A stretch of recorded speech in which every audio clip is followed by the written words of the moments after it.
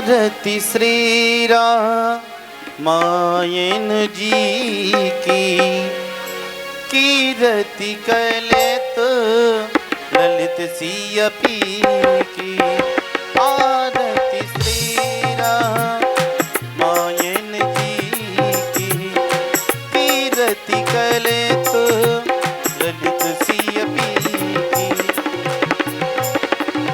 गावत ब्रह्मा दिकी मुनि नारद, वाल्मीक भी ज्ञान विशारद।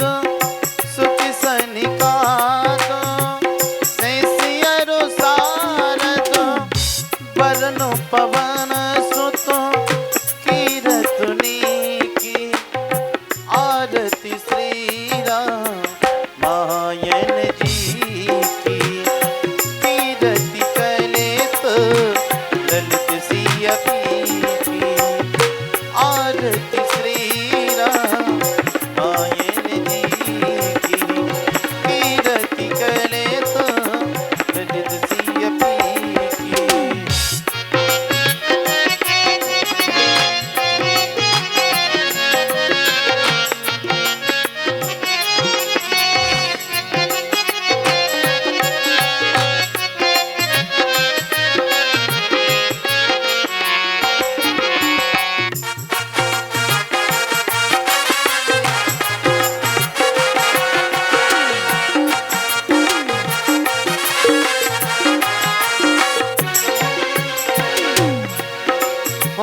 गावती वेद पुराण अष्टदश, चैत्र शास्त्र सब ग्रहण कारस। मुनि जन धनुष तनिका सरे बस, सारे अंश सम मत सब ही है की। आरती श्री रामायण कीरति कलित ललित सियपी की। आरती श्री रामायण जी की, कीरति कलित ललित सियपी की।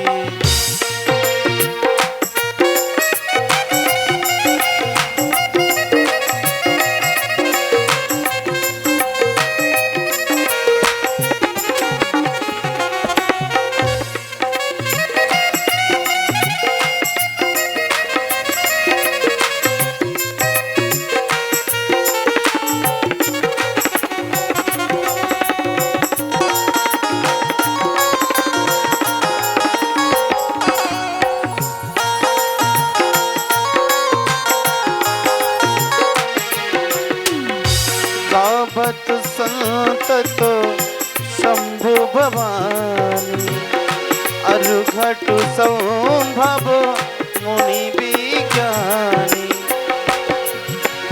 हो व्यासी आदि कवि बरज बखानी,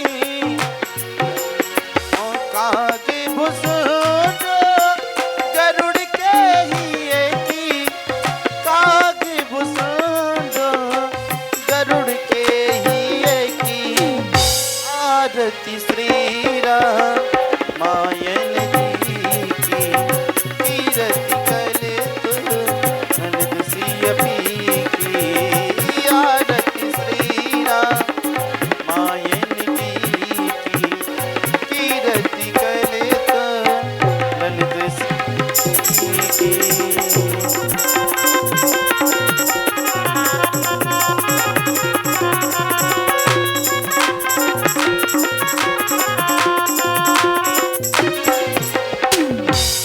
कमल हरने विषय रस की, सुबग सिंगार मुक्त जुबती की। दलन रोगी वो पूरे अमी की, तातु मातु शब विधि तुलसी की। तातु मातु शब विधि तुलसी की। आरती श्री रामायण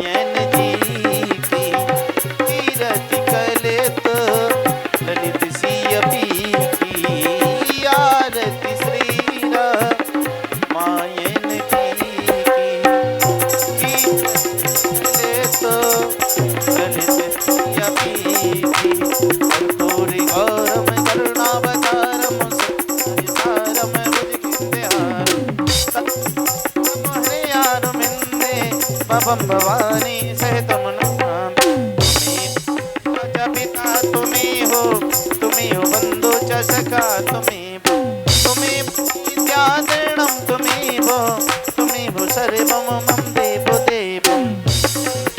हरे राम राम राम हरे हरे हरे कृष्णा कृष्ण कृष्ण हरे हरे हरे राम राम राम हरे हरे हरे कृष्ण कृष्ण कृष्ण हरे हरे हरे राम राम राम हरे हरे हरे कृष्णा कृष्ण कृष्ण हरे हरे हरे राम राम राम हरे हरे हरे कृष्ण कृष्ण कृष्ण हरे हरे। बोली श्यावज रामचंद्र की जय हो। पवन सुत हनुमान जी महाराज की जय हो। व्यास जी महाराज की जय हो। अपने अपने माता पिता गुरु गोविंद की जय हो। जय जय सीताराम। और अब मंच पर आ जाएं सभी जजमान लोग बारी बारी से, और रामचरितमानस को पुष्प अर्पण करके माल अर्पण करके स्वागत करेंगे। साथ में एक परिक्रमा करके फिर नीचे उतरेंगे। श्री ज्ञानेश्वर गांजरे जी आज के मुख्य जजमान, श्री एडवोकेट प्रकाश इंगोले जी, साहब जी,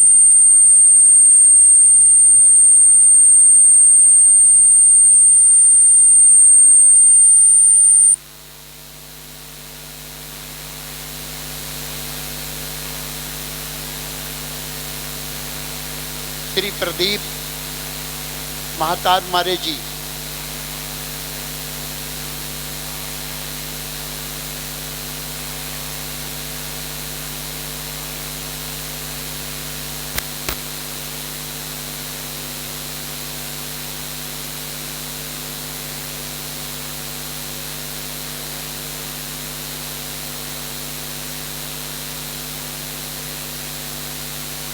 जय श्री राम श्री राधे श्री राधे श्याम हरि।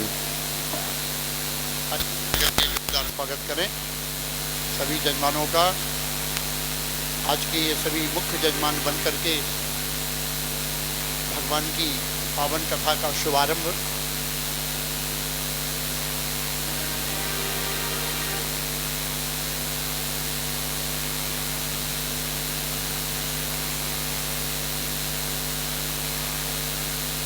श्री राधे श्याम हरि। जय श्री राम श्री राधे श्री राधे।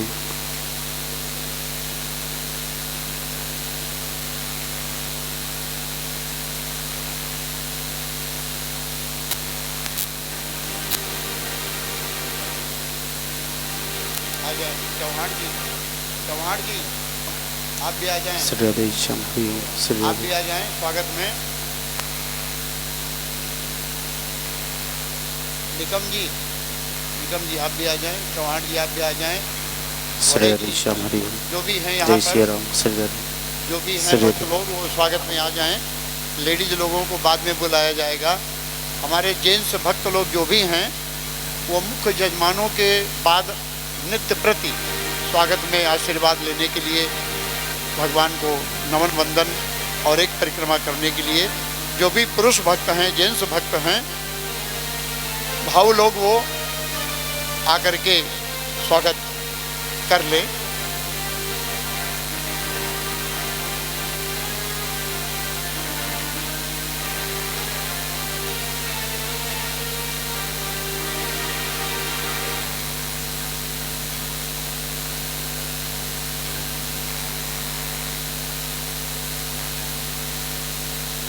सभी हमारे राम कथा के प्रेमी जन मंच पर आकर के स्वागत में रामलला सरकार जी विराजमान हैं। भगवान की कथा में आपका आपका भी स्वागत है। और आप भी भगवान को प्रणाम करके और हमारे प्रयागराज धाम से उपस्थित निकेता त्रिपाठी जी जो भगवान की कथा बड़े भाव से सुनाती हैं, बड़े प्रेम से सुनाती हैं, व्यास जी महाराज जी का अभिवादन और स्वागत लेडीज लोग बाद में करेंगी। मंच पर सभी माताएं बहनें आएंगी। और फिर आज तो भगवान का जन्म उत्सव, आज तो भगवान का जन्म है, तो आज तो सभी लोग आएंगी ही आएंगी। सभी लोगों को आना है, भगवान के जन्म उत्सव में शामिल होंगे। और अब सभी लोग विराजमान हो जाएं। जो भी सज्जन आए हैं बैठ जाएं, जो नहीं आ पाए हैं जल्दी आ जाएं। भगवान की कथा प्रारंभ हो रही है। हमारे आज के सभी जजमानगण मान्य श्री गानेश्वर गांजरे जी आज के मुख्य जजमान बने हैं। गांजरे जी का जोरदार ताली बजा करके स्वागत। और श्री एडवोकेट हमारे प्रकाश बाबू जी, एडवोकेट साहब जी का सामने घर है। क्यों भैया, क्यों बीच बीच में तो बढ़ाते, एक बार बढ़ा दिए, बता दिए क्यों बढ़ाए हो? कोई कहा है क्या? अरे हो गया, एक बार फिर हो गया, तो बार बार बढ़ाना घटाना तो गड़बड़ हो जाएगा। कोई अगर कहने पर हमारा काम बिल्कुल सेटल मत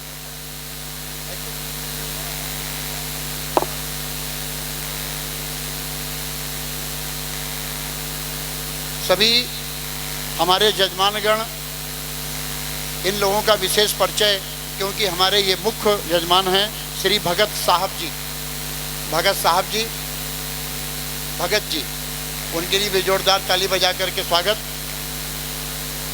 और इन तीनों जजमानों के विषय में हम कथा के बीच में पुनः परिचय कराएंगे कि कितने प्रेमी हैं, कितने श्रद्धालु हैं और किस प्रकार से हमारे यज्ञ के कार्यकर्तागण माननीय बड़े जी, निगम जी, चौहान साहब, हम सभी लोग जाकर के मुलाकात किए, भेंट किए और बड़े ही भाव से सभी लोग मिले हैं और आज भगवान की कथा के जजमान भी बने हैं और कथा का शुभारंभ किए हैं। बहुत बहुत धन्यवाद है। आइए हम सभी लोग कथा का आनंद लें। धन्यवाद। जय श्री कृष्ण, जय श्री राम। ये बच्चों को पीछे करो। तुम यहाँ कहाँ कुर्सी लेके चली आई? ले जाओ अपने वहाँ कुटिया में सामने वाली, वहीं बैठो आराम।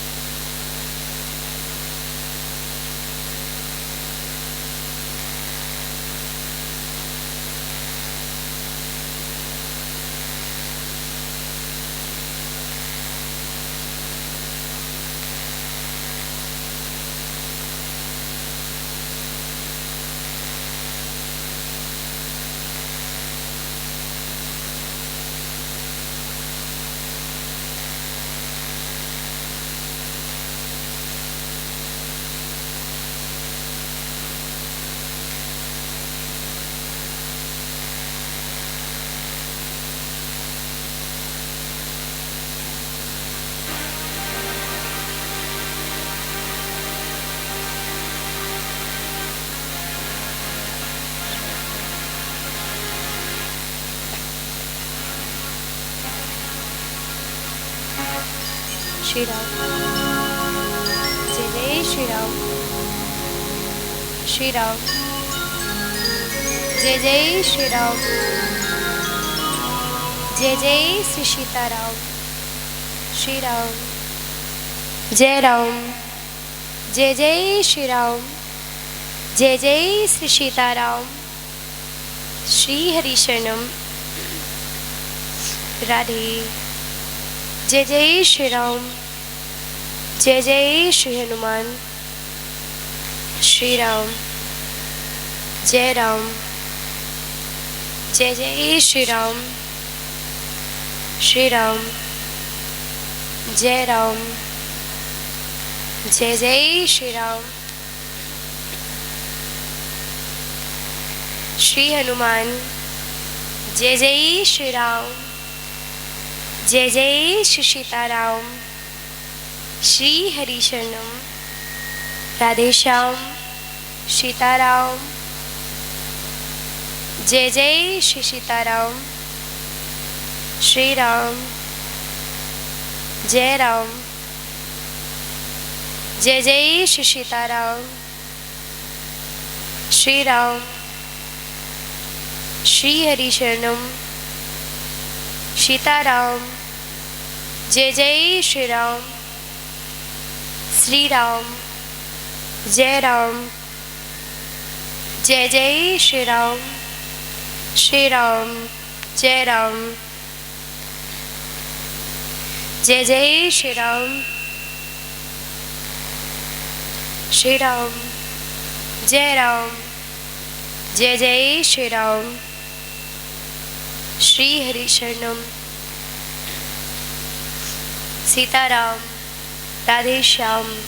जय श्री राम। जय जय श्री राम। बोली श्यावर रामचंद्र की।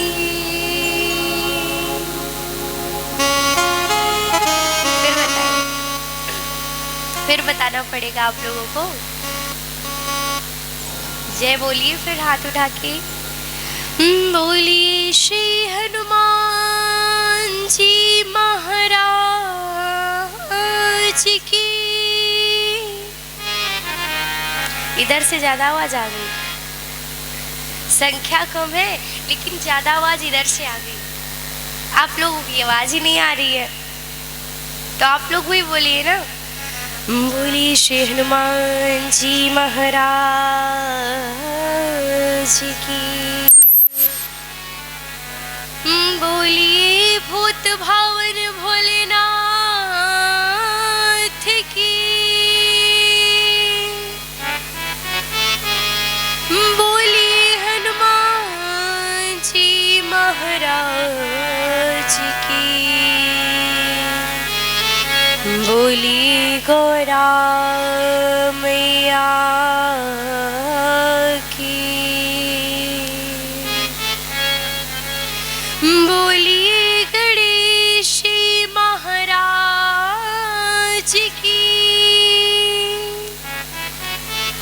बोलिए सरस्वती मैया की। बोलिए सभी देवी देवताओं की। जय जय श्री राम। जय जय श्री सीताराम। जय जय श्री सीताराम।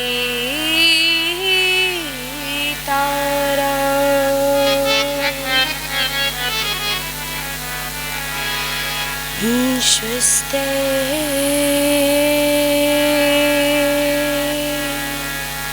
श्री गणेशाय नमः। स्वस्ति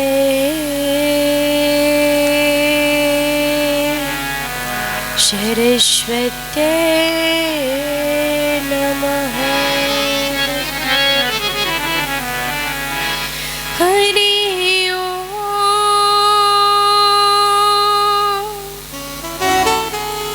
अस्मद्गुरुभ्यो नमः। अस्मद्परम गुरुभ्यो नमः। अस्मद्सर्वगुरुभ्यो नमः।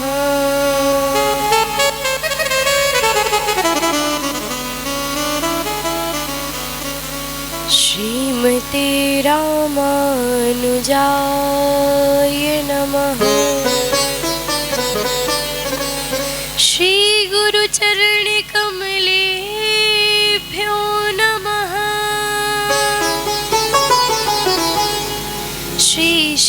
सीतापतये नमः। श्री पार्वतीपतये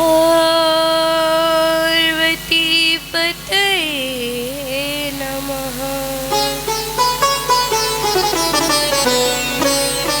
सर्वदेवताभ्यो नमः। विघ्नेश्वराय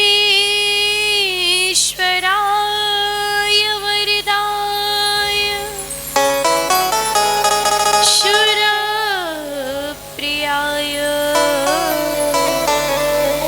लंबोदराय शकलाय जगद्धिताय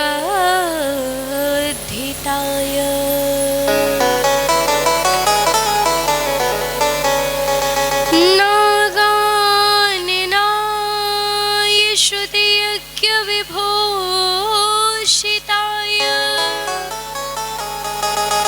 गौरीसुताय गणनाथ नमो नमस्ते।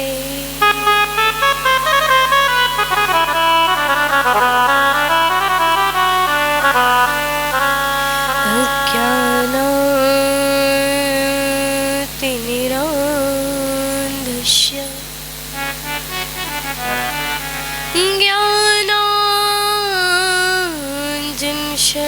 ज्ञानाञ्जनशलाकया चक्षुरुन्मीलितं येन तस्मै श्री गुरुवे नमः।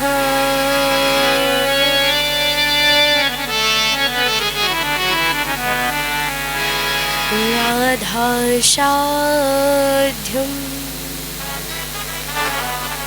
साधिनं यस्य राधा मंत्रो राधा मंत्रदात्री च राधा।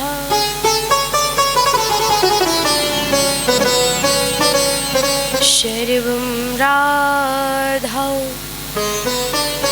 जीवनं यस्य राधा राधा राधा वाचिक्यं तस्य शेषम्।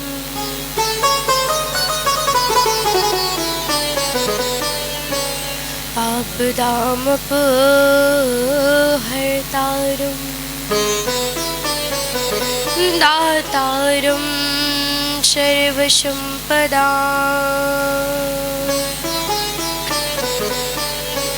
लोकाभिरामं श्रीरामं भूयो भूयो नमाम्यहम्।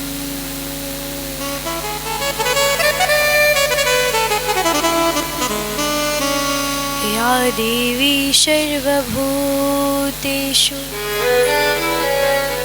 शक्तिरूपेण संस्थिता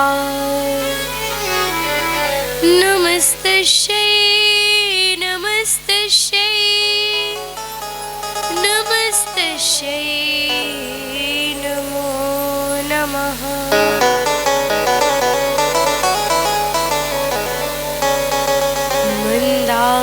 मन्दारमालां कुलतालकायै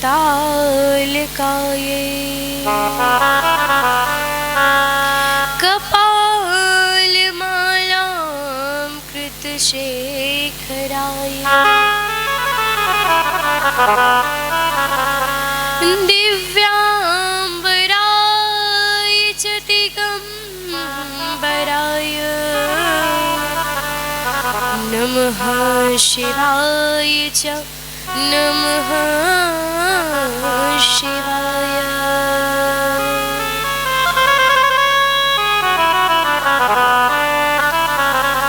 नारायणं नमस्कृत्य नरं चैव नरोत्तमं देवीं सरस्वतीं व्यासं ततो जयमुदीरये।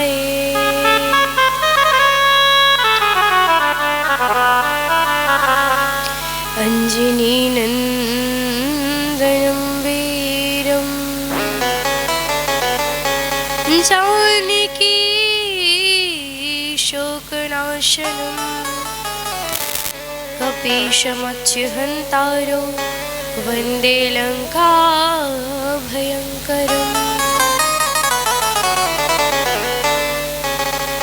कृष्णाय वासुदेवाय हरये परमात्मने प्रणतक्लेशनाशाय श्रीगोविन्दाय नमो नमः।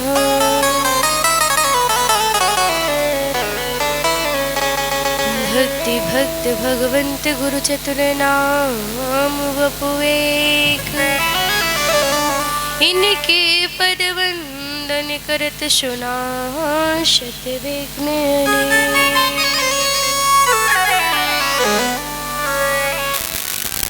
तुलसीदास जी के पद कमल शुभारंभार बना, गुण गावहु सिया राम के सो हनुमत हो सहाय।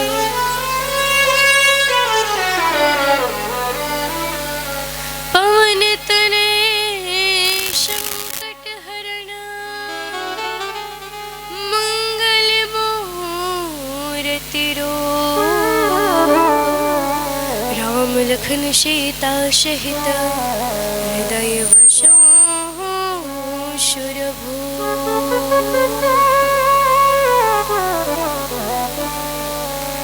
राम भक्ति के रसिक तुम, भक्ति राजमति धीर।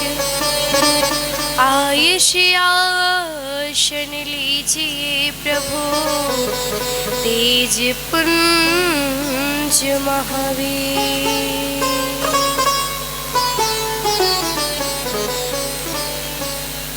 शब्द्वारन को छान के आए तेरे द्वार, हे मेरे प्रभु सिया राम जो अब मेरी ओर निहार।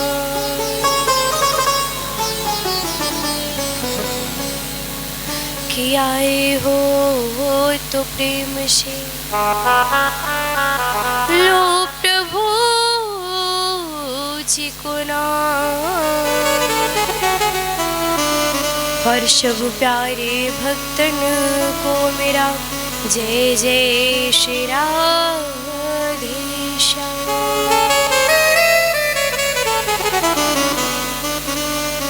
मेरा जय जय श्री सीताराम।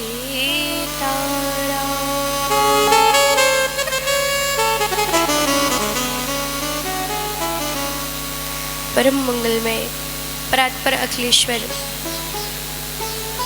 अनंत करुणाकारक कंदर्प दर्प दलन पटियान शकुन साकार निर्गुण निराकार परात्पर परब्रह्म परम पिता परमात्मा श्री अयोध्यानाथ दीनानाथ एवं सबके हृदय में विराजमान प्रभु श्री सीताराम भगवान के युगल चरण अरविंदों में दासी का बारंबार प्रणाम।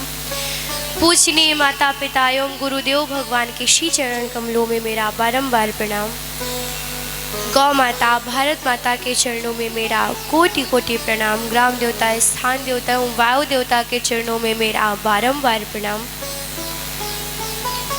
एवं जो प्रभु श्री राम की कथा के सबसे बड़े श्रोता और सबसे बड़े वक्ता ज्ञानियों में सर्वश्रेष्ठ ज्ञानी नाम अग्रगण्यम श्री अनंत बलवंत हनुमान जी महाराज, उनके चरण अरविंदों में मेरा बारंबार प्रणाम तथा उनसे आग्रह करती हूँ कि कथा प्रांगण में उपस्थित होकर सबसे अग्रिम पंक्ति में विराजमान होकर के पावन सुंदर मंगलमयी मोक्षदायिनी कथा का श्रवण पान करें और अपनी कृपा वर्षा में जिससे यह सुंदर यज्ञ निर्विघ्न रूप से संपन्न हो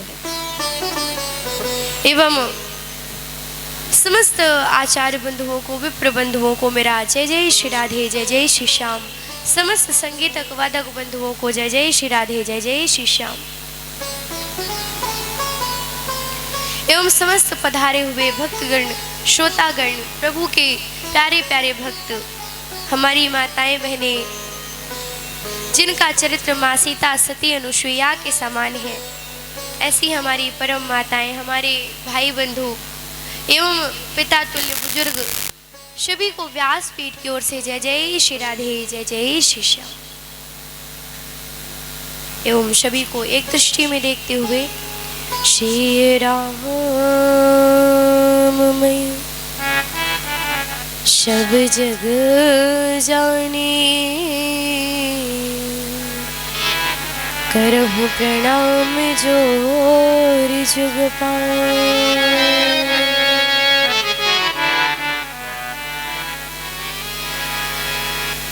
तो आइए हम सभी बड़े ही भाव के साथ अपने मन वाणी को, अपनी जीवा को पवित्र करेंगे। तो ये बताइए, हमारा मन, हमारी वाणी और हमारी जीवा कब पवित्र होगी? बताइए। भूल जाते हैं आप लोग बहुत जल्दी। हाँ, प्रभु का भजन करें, बहुत सुंदर। हमें क्या करना पड़ता है मन को शुद्ध करने के लिए? प्रभु को याद करना पड़ता है, उनका संकीर्तन करना पड़ता है, भजन करना पड़ता है। तो इसीलिए आइए कथा में प्रवेश करने से पूर्व में अपने मन को हम सभी पवित्र करेंगे। आइए बड़े ही भाव के साथ। तू अंतर्यामी सबका स्वामी हो, तू अंतर्यामी सबका स्वामी, तेरे चरणों में चारों धाम, हे राम हे राम हे राम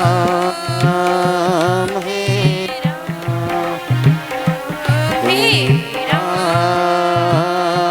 हे राम हे राम मेरे राम। तू अंतर्यामी सबका स्वामी, तू अंतर्यामी सबका स्वामी, तू अंतर्यामी सबका स्वामी, तो अंतर्यामी सबका स्वामी, तेरे चरणों में चारों धाम, हे राम हे राम हे राम हे राम हे राम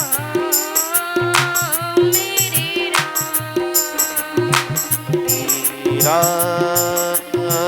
हे राम। सब लोग आगे थोड़ा भाव से गाइए, जय हो।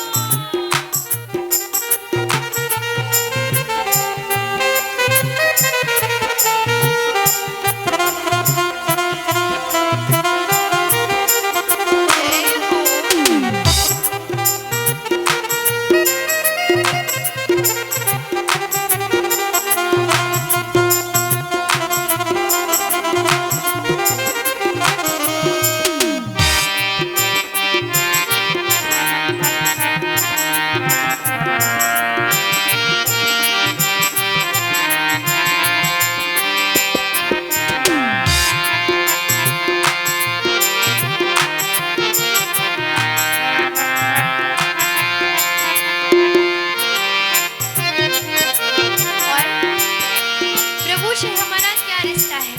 कहते हैं ना कि प्रभु से प्रेम नहीं होता, तो हमने प्रभु से रिश्ता नहीं बनाया। तो प्रभु से हमें रिश्ता बनाना है, चाहे वो भाई का हो, चाहे वो माता पिता का हो। यदि हम रिश्ता बना लेंगे तो हमको प्रेम होगा और हम भक्ति अच्छे से कर पाएंगे। तो बड़ा ही सुंदर भाव क्या हो, तो ही माता तू ही बेटा है, तू ही माता, तू ही पिता है, ओ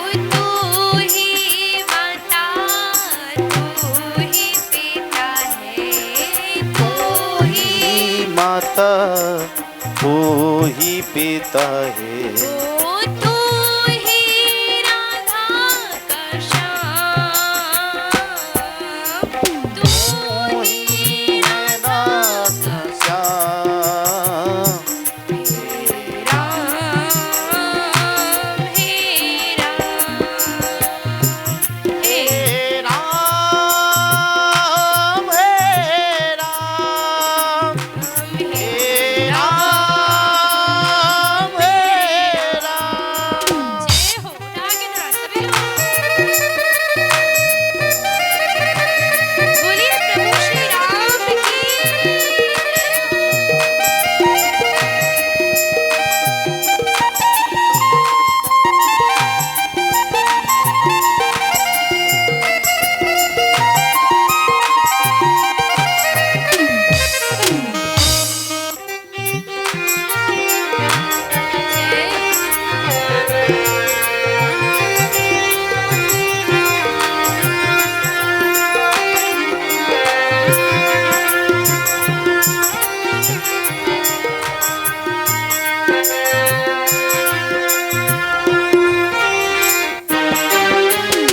देखिए, जब हम प्रभु पे विश्वास करेंगे ना तो वो तो सब जानने वाले हैं।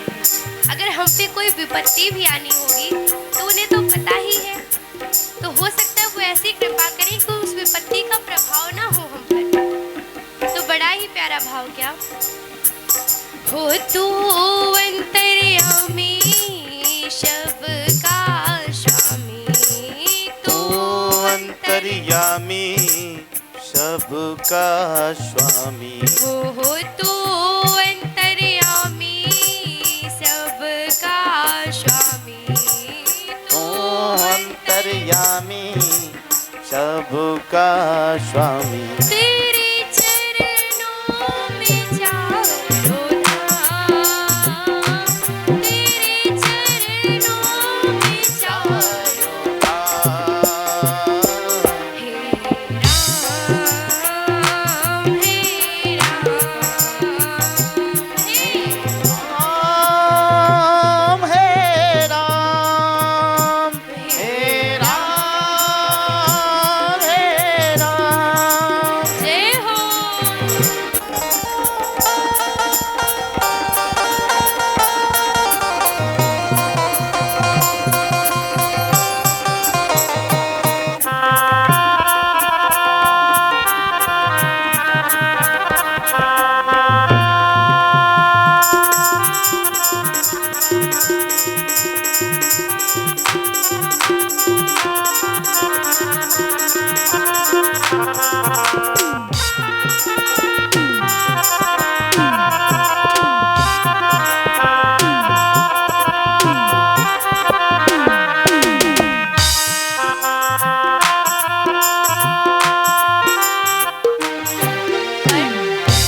हमारे जीवन में जो भी होता है सब प्रभु की इच्छा अनुसार होता है। सब चीज की करता धरता वही है, तो इसीलिए पूर्ण समर्पण प्रभु पे कर देना है, सब उन्हीं के हवाले।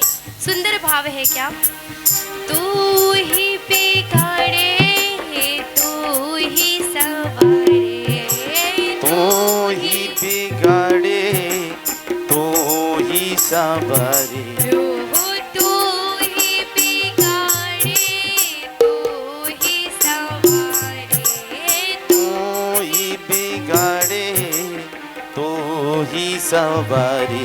इस जगत के सारे काम, इस जगत के सारे काम हे राम, हे राम, हे राम हे राम राम, हे राम, हे राम, राम हे हे राम। तू ही दाता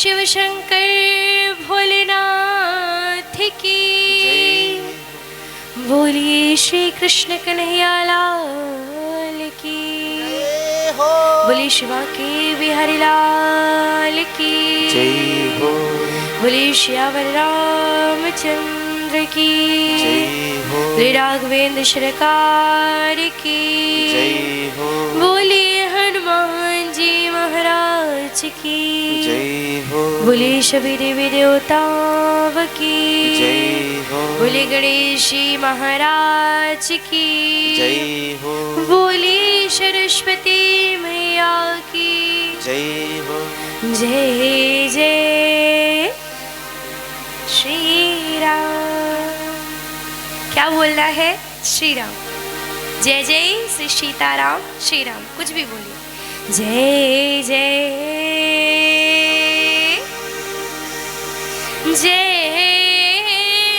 जय।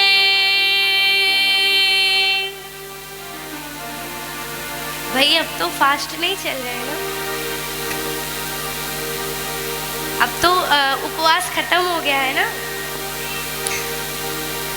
सब तो एनर्जी में बोलिए। भोजन हुआ था ना दोपहर में? अच्छा, बहुत अच्छी बात है। तो भाई भोजन हुआ था तो जितनी भोजन की एनर्जी है यहाँ पे दे के जाइए सब लोग। जरा एक बार भाव से बोलेंगे, बोलिए भूत भावन भोलेनाथ की जय श्री राम, जय जय श्री राम। ये हुई ना बात, इस तरह बोला करिए तो भाई अयोध्यानाथ तक आवाज पहुंच आएगी ना आराम से, नहीं तो फिर आप बोलते रहो। तो ये बताइए कल कौन कौन आया था? हाथ उठाइए। अच्छा, बस आज नए कौन कौन आए हैं भाई? और अच्छा ये बताइए, कल हमने कहा था कि अपने साथ में लेके आइएगा, तो आए हैं? कौन कौन लेके आया है? अच्छा आप लेके आए हैं, अच्छा इनको, ठीक है। बाकी आप लोग किनको लेके आए हैं? हाँ, नहीं लेके आए भाई, पति देव को ही लेके आ जाया करिए क्योंकि जितनी संख्या आप लोगों की है इधर तो है ही नहीं उतनी संख्या। अगर आप अपने अपने घर से वही पति देव को ले आएंगे तो उतनी संख्या हो जाएगी।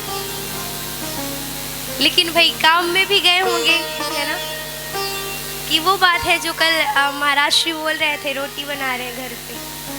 आप लोगों का काम नहीं, देखिए हमने जैसा कि कहा कि एक भक्त को भक्ति से यदि हम जोड़ते हैं तो बहुत बड़ा फल मिलता है। तो इसीलिए जो भी आपकी सखियां हो जिनसे आप भाई बातें करते हैं, मोहल्ले में होती है ना कई सारी पड़ोस में सखियां, आप लोगों के भी जो मित्र, तो आप लोग उनको बोलिए ना कि भाई चलो कथा सुनना है, लेके आइए सबको। और अगर आप लेके आएंगे ना तो जितना सुनेंगे उनको पुण्य मिलेगा और उनके हिस्से से 10% आपको भी मिलेगा। आप जो सुनोगे वो तो मिलना ही है, लेकिन साथ में आप जिन्हें लेकर के आओगे उनके हिस्से से भी आपको मिल जाएगा। तो इसीलिए लाने में फायदा है, घाटा नहीं है। लेके आइए आप लोग, बहुत बड़ा फायदा होगा, है ना। लेके आइएगा आप कल से। तो कल के दिन हम सभी ने कौन सी कथा सुनी, याद है? हाँ बताइए, हाँ इधर बताइए। शिव जी के विवाह की कथा, बहुत सुंदर। आप बताइए। और शिव जी के विवाह में जैसे माँ का दूसरा जन्म हुआ है ना, तो पहला तो सती था, दूसरा किसके साथ हुआ? पार्वती रूप में जन्म हुआ। तो शिव जी और पार्वती जी के विवाह की कथा हमने श्रवण की कर। कहाँ तक श्रवण की थी? बारात आई और बारात के बाद में भाई किस प्रकार से सब बारातियों ने भोजन पाया, रायते की बाल्टी में डुबकी लगा लगा करके बढ़िया भोजन पाया है। और इसके बाद हम सभी ने श्रवण किया कि भोलेनाथ जी का और माँ पार्वती जी का सुंदर विवाह संपन्न हुआ। अच्छा, विवाह हुआ और विवाह के बाद जितनी रस्में होती हैं आदि आदि सब जगह थोड़ा अलग अलग हो जाती हैं। तो रश्मि हुई, उसके बाद में भाई माँ अपनी पुत्री को उपदेश देती है। कहीं भी हो, जैसे आपकी बच्चियों का विवाह होता है तो आप लोग उपदेश देते हैं ना कि बेटा ससुराल में जाके ये कार्य करना है ना। तो इसी प्रकार आज पार्वती मैया की माता भी उनको उपदेश दे रही हैं कि बेटा ससुराल में जाके तुम्हें क्या करना है।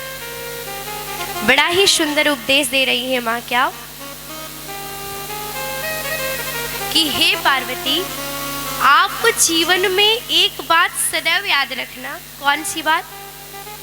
कि कभी भी अपनी जो आपके पति देव हैं उनके चरणों की सेवा करना बंद मत करना। सदैव उनके चरणों की दासी बनना।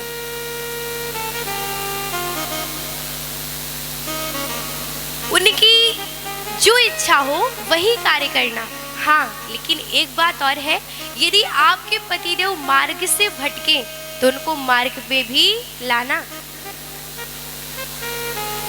भाई पतिदेव जो कर रहे हैं उसमें साथ देना तो बहुत अच्छी बात है, लेकिन पतिदेव अगर कुछ गलत कार्य करे आप उसमें भी साथ दो तो ये तो बहुत गलत बात है। अगर पतिदेव कुछ गलत कार्य कर रहे हैं तो हमें उनको टोकना चाहिए।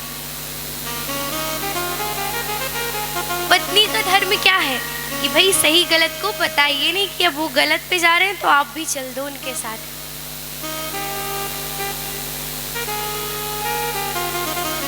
तो आज माँ बड़ा सुंदर उपदेश दे रही हैं। जैसे अब आज की स्थिति में प्रकाश डाला जाए तो आज क्या उपदेश दिया जाएगा? आज माँ क्या कहेंगी?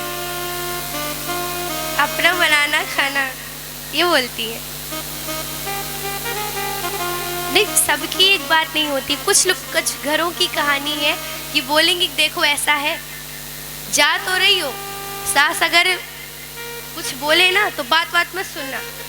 कुछ लोग होते हैं भाई ऐसे शिक्षा देने वाले, कमी नहीं है संसार में।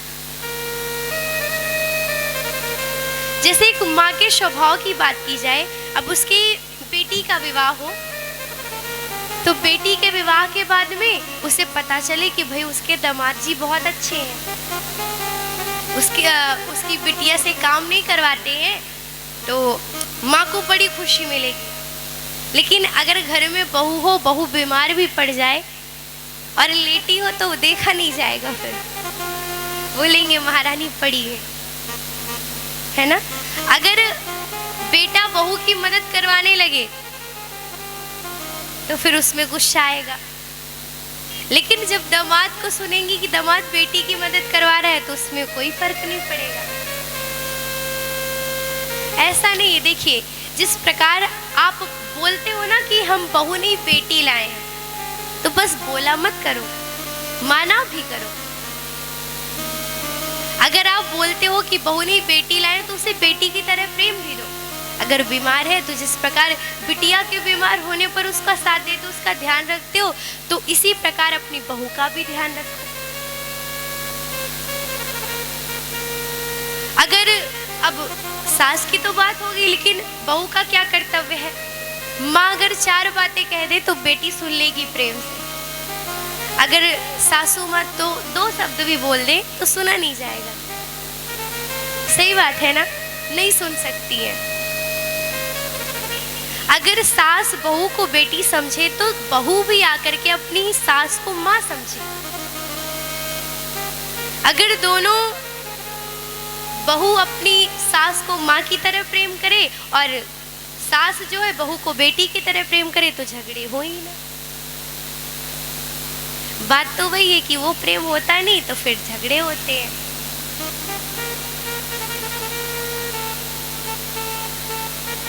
तो इसीलिए कहते हैं ना कि एक हाथ से ताली नहीं बजती है, दोनों की गलती होती है थोड़ा थोड़ा। तो सबको समझ करके फिर परिवार को चलाना चाहिए, धर्म के मार्ग पर चल करके। पता है आप अपने समाज में, संसार में नारियों की 3 रूप में पूजा होती है। कौन कौन से रूप में? पहला, जब वो छोटी रहती है तो कन्या के रूप में। हम लोग कन्या के रूप में उनका पूजन करते हैं। दूसरा, जब उस लड़की का विवाह हो जाता है और विवाह के बाद वो पतिव्रत धर्म का पालन करती है, अपने सतीत्व में अडिग रहती है, तो पत्नी के रूप में उसकी पूजा की जाती है, सती के रूप में उसकी पूजा की जाती है। तीसरी कौन सी पूजा? जब वो स्त्री वृद्ध हो जाती है, उसका बुढ़ापा आ जाता है, तो एक माँ के रूप में उसकी पूजा की जाती है। नारी का क्या धर्म है? नारी का धर्म है कि जब वो छोटी रहे तो पिताजी के संरक्षण में, और जब बड़ी हो जाए, विवाह हो जाए, तो पति के संरक्षण में, और जब उसकी वृद्धावस्था आ जाए तो अपने बेटे के संरक्षण में उसको रहना चाहिए। ये उसका धर्म है। और कहते हैं कि एक स्त्री को अपने पति का, अपने पिताजी का और अपने गुरुदेव का नाम नहीं लेना चाहिए। आजकल तो महाराज सीधा नाम से ही बात होती है। क्यों भैया? आजकल बिना नाम लिए कुछ काम नहीं चलता। पति देव का तो जरूर लेंगे। किसका किसका नाम नहीं लेना चाहिए स्त्री को? एक पिताजी का, दूसरा पति देव का, तीसरा गुरुदेव भगवान का। तीन लोगों का नाम नहीं लेना चाहिए। अच्छा, हमारी नानी जी एक कथा सुनाती थी, जैसे बोलते हैं ना कि नाम नहीं लेना चाहिए पति देव का, तो बुंदेलखंड में ननिहाल है हमारा, तो एक कथा सुनाती थी कि एक बार एक बहू की शादी हुई, अपने ससुराल आई, तो बेचारी बैठी थी घूंघट किए हुए, तो उसके पति का नाम था चेटा। क्या नाम था? चेटा। अब उसकी मुंह दिखाई हो रही थी, तो घूंघट किए बेचारी बैठी, तो बगल से चींटा आया। चींटा समझते हैं ना? हाँ, तो चींटा आया तो बेचारी को चींटा ने काट लिया। अब चींटा ने काटा तो जोर से चिल्लाई, लेकिन अब ससुराल था, फिर शांत हो गई। अब सासू माँ ने पूछा कि बेटा क्या हुआ, क्यों इतना चिल्ला रही हो? तो भैया बुंदेलखंड में चींटा को क्या बोलते हैं भैया? हमारे आर्गन वाले भैया भी वहीं के हैं ना। चींटा को क्या बोलते हैं? चेटा। बुंदेलखंड में चेटा बोलते हैं। तो उनके पतिदेव का नाम भी चेटा। तब सासू माँ पूछे बेटा क्या बात है, क्या हुआ, क्यों तुम चिल्लाई हो? तो अब सोची कि भाई बताएंगे तो पतिदेव का नाम लेना पड़ जाएगा, चेटा ने काटा थोड़ी बोल देंगे।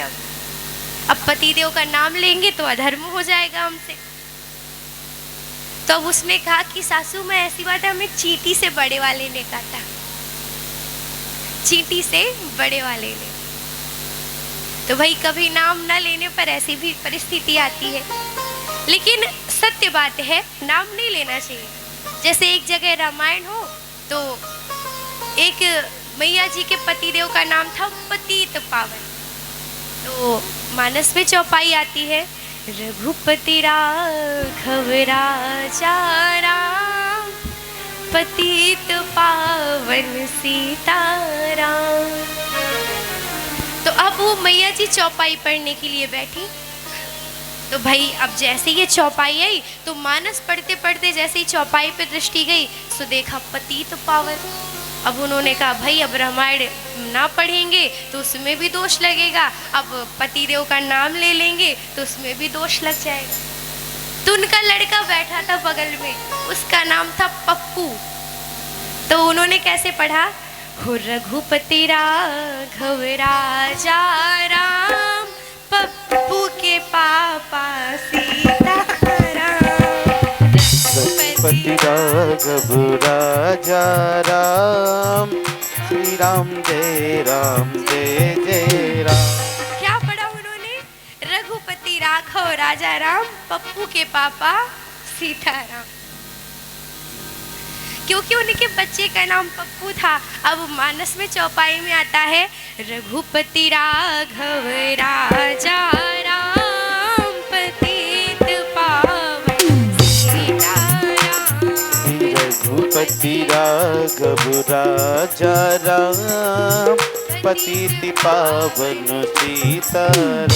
ओ सीताराम जय सीताराम, सीताराम जय सीताराम, सीताराम जय सीताराम, सीताराम जय सीताराम। रघुपति राघव राजा राम, पतित पावन सीताराम। रघुपति राघव राजा राम, पतित पावन सीताराम। तो भाई पतित पावन आया बीच में, तो पतित पावन कैसे पढ़ दे? पति का जो नाम, तो बगल में उनका पुत्र बैठा, सुपप्पू के पापा सीताराम। पप्पू के पापा। अब जब जैसे उन्होंने गाया तो सब देखने लगे क्या हुआ भाई, पप्पू के पापा क्यों पढ़ रहे हो, चौपाई कहाँ से आ गई मानस में। तो उन्होंने कहा भाई, बाद में भाई सखियों ने पूछा उनकी, तो उन्होंने कहा ऐसा है कि अब हमारे पतिदेव का नाम थोड़ी ले सकते थे, तो हमने सोचा नाम न ले, बेटे का नाम ले ले, तो बोल दिया पप्पू के पापा सीताराम। आप लोग भी ऐसे बोल देते हैं? नहीं, देखिए ये तो हंसने वाली बात है, क्योंकि हंसना भी जरूरी है, लेकिन ये बात सत्य है कि हमें नाम नहीं लेना चाहिए। आजकल प्रायः हम देखते हैं कि स्त्रियां नाम लेती हैं पतिदेव का, बाकी नाम नहीं लेना चाहिए, दोष लगता है। चाहे पिताजी का नाम हो, चाहे गुरुदेव भगवान का नाम हो, चाहे पतिदेव का नाम हो, यदि हम लेते हैं तो फिर दोष लगता है, नहीं लेना चाहिए। तो अगर अब कोई लेता भी हो तो बंद कर दीजिएगा भाई, अब तक दोष लग गया, अब आगे ना लगने पाए। अगर दोष नहीं लगवाना है तो मत लीजिएगा। तो आज बड़ा ही सुंदर उपदेश दिया है, करें सदा शंकर पद पूजा, नारी धर्मु पति देव न दूजा। माँ पार्वती जी को उपदेश मिला कि नारी का धर्म है पति की सेवा के अलावा कोई दूसरा नहीं है। एक तो पतिव्रता नारी होती है, वही पतिव्रता नारी जिनका सतीत्व, माता अनुसुईया जी, आज तक हम लोग गाते हैं उनके सतीत्व का वर्णन। तो यदि स्त्री के अंदर सतीत्व है, वो पतिव्रता है, उसको पूज दिया जाए, उसकी पूजा भी कर दी जाए तो कोई दिक्कत नहीं है, वो तो पूजनीय है। सदैव आप ऐसा कर्म करिए, ऐसे धर्म के मार्ग पर चलिए कि कभी भी आपका सतीत्व न नष्ट हो, आपका सतीत्व बना रहे सदैव। तो आज महाराज सुंदर उपदेश की प्राप्ति के बाद माँ पार्वती जी की सुंदर विदाई होती है। माँ पार्वती जी प्रभु भोलेनाथ जी के साथ कैलाश पर्वत पर पहुंच जाती है और कहते हैं कि महाराज जो इस शिव जी के विवाह की कथा को सुनता है, इसको गाता है या सुनता है, उसको बहुत ही सुंदर पद की प्राप्ति होती है। कल जिसने जिसने सुना है सो उसका बड़ा कल्याण होगा, बहुत बड़ा फल मिलता है। यह उमा शंभु विवाह जे नर नारी कहीं जे गावहीं, कल्याण काज विवाह मंगल सर्वदा सुख पावहीं। यह उमा शंभु विवाह जे नर नारी कहीं जे गावहीं, कल्याण काज विवाह मंगल सर्वदा सुख पावहीं, सर्वदा सुख पावहीं, ओ सर्वदा सुख पावहीं।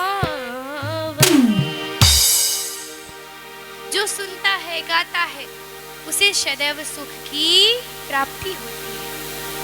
तो इसीलिए हम सभी जब भी सुने ये शिव जी की कथा शिव जी के विवाह की कथा तो मन से सुने, क्योंकि यदि मन से सुनेंगे तो हमको जीवन भर सुख मिलेगा,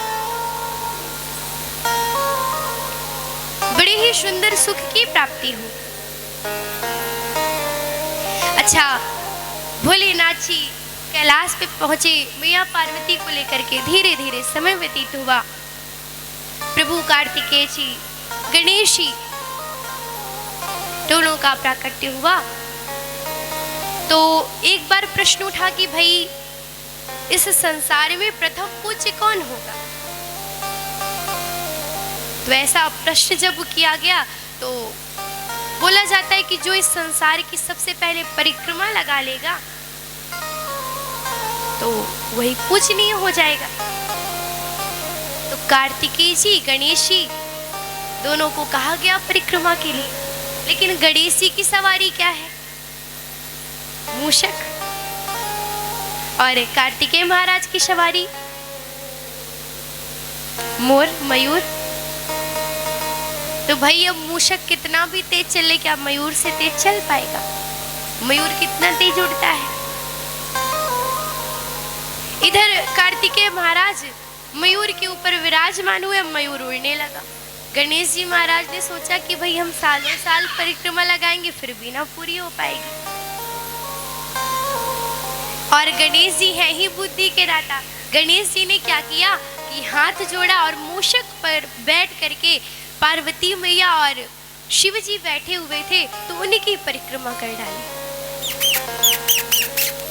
अच्छा, जब उन्हीं की परिक्रमा हुई, इधर कार्तिकेय महाराज संसार पृथ्वी की परिक्रमा करके आए। तो जब परिक्रमा करके आते, परिणाम की बारी आई तो प्रथम पूज्य किसको बनाया गया?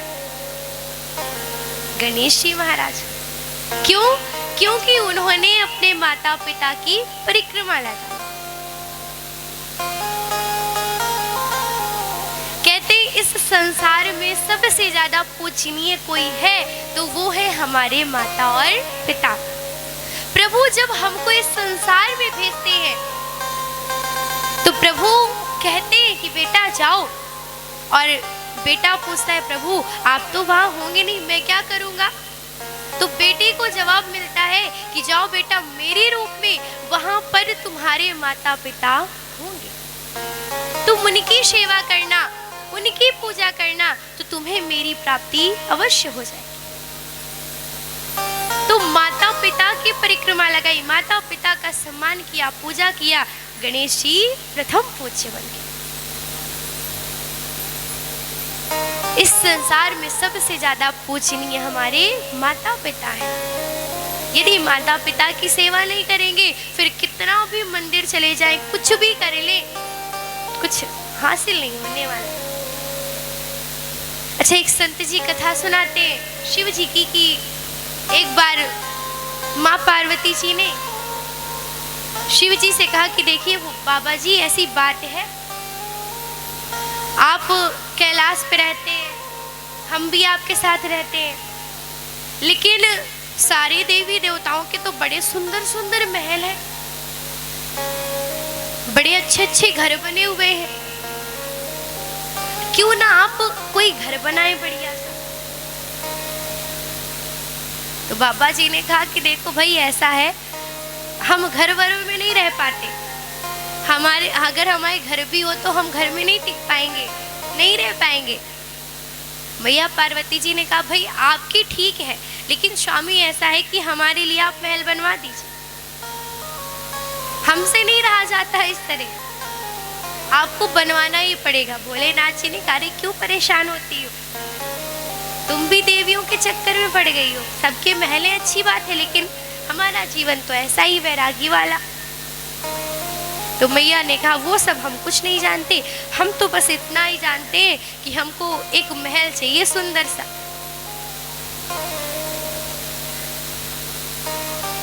और वो भी ऐसा महल हो कि अगर कोई देख ले एक दृष्टि में तो बड़ा प्रसन्न हो जाए। माँ ने चित्त की, भोलेनाथ जी ने कहा ठीक, कैसे चित्त कर रही है माँ? हो पार्वती बोली भोले से, पार्वती बोली भोले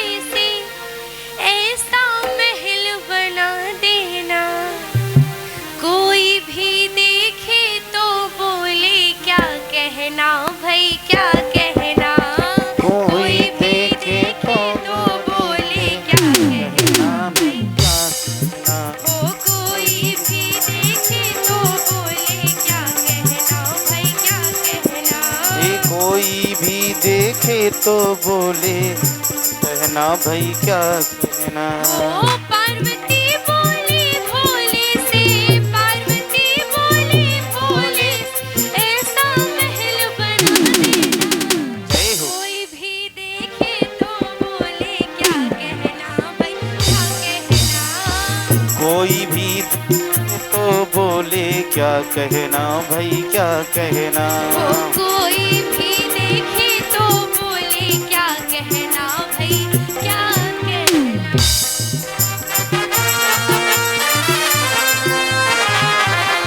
उठा के बिठा ले एक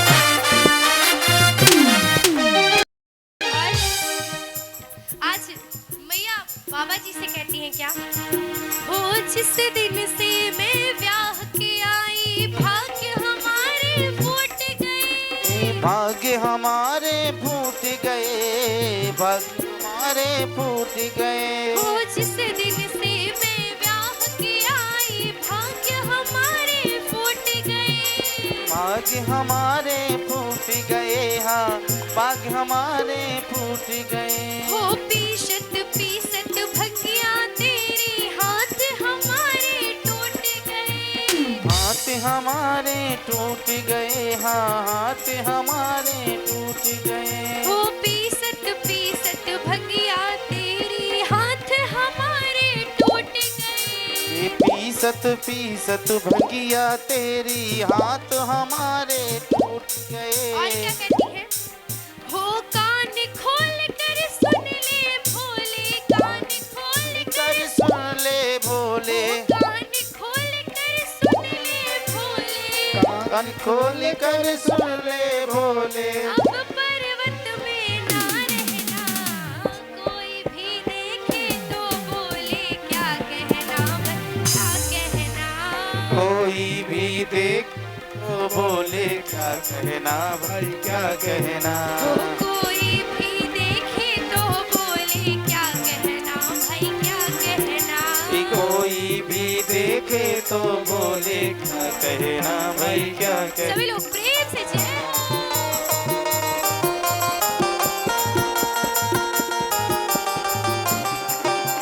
मीठी मीठी तालियों की सेवा करते हुए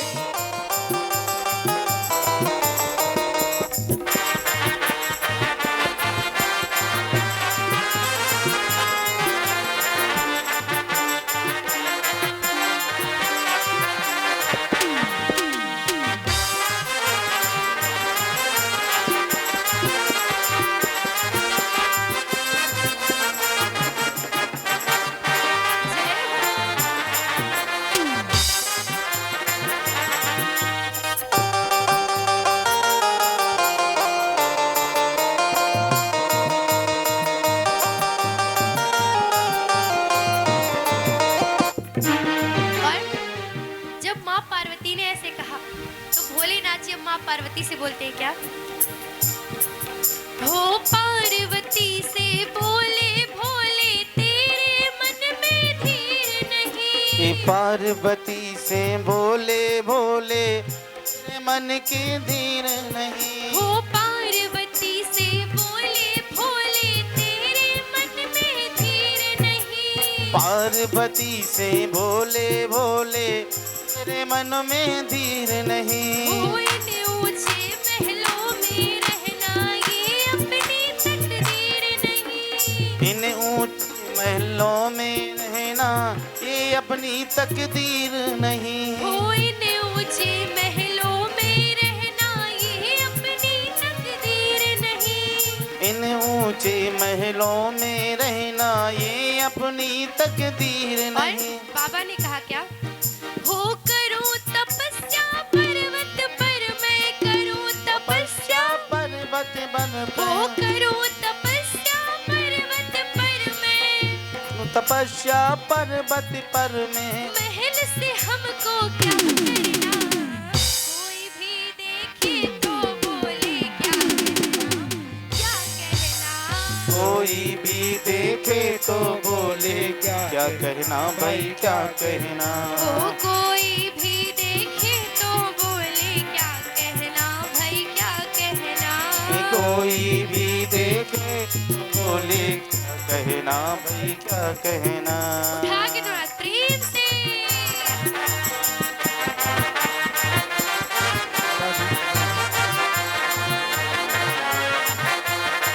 बम बोले।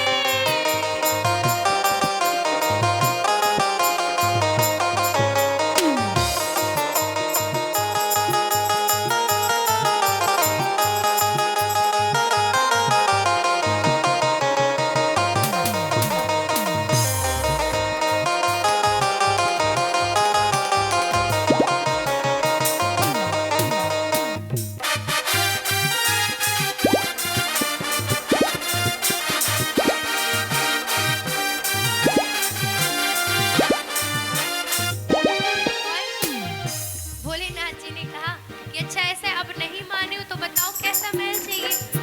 तो माने कहा देखो बढ़िया अच्छे से चमकता हुआ महल। कैसे? सोना चांदी हीरे मोती चमक रहे हो चम चम चम। सोना चांदी हीरे मोती चमक रहे हो चम चम चम। हो सोना चांदी हीरे मोती चमक रहे हो चम चम चम। सोना चांदी हीरे मोती चम हो चम चम। हो दास दासियां करे हाजिरी आकर मेरी वो हरदम। दास दासिया करे हाजिरी आकर मेरी वो हरदम। हो दास दासियां करे हाजिरी आकर मेरी वो हरदम। दास दासिया करे हाजिरी आकर मेरी वो हरदम। भैया ने क्या कहा? हो बिना इजाजत कोई ना आवे। बिना इजाजत कोई ना आवे। हो बिना इजाजत कोई ना आवे। बिना इजाजत कोई ना आवे। पहरेदार बिठा देना, कोई भी देखे तो बोले क्या कहना। कोई भी देखे तो बोले क्या हाँ भाई क्या कहना। कोई भी देखे तो बोले क्या कहना भाई क्या कहना।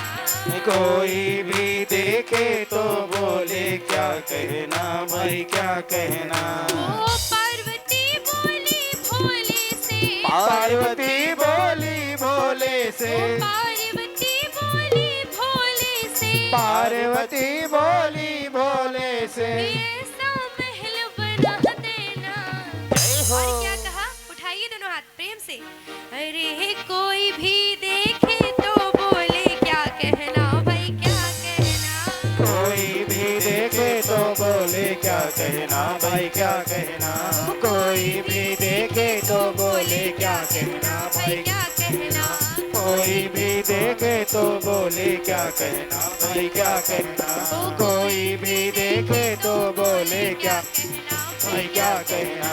कोई भी देखे तो बोले क्या कहना भाई क्या कहना। कोई भी देखे तो बोले क्या कहना भाई क्या कहना। बोले शिव शंकर भोलेनाथ की जय हो। बोलिए गौरा मैया की जय हो। जय जय श्री राम। जय जय श्री राम। जय जय। श्री राम। आप लोगों की आवाज नहीं आई भाई,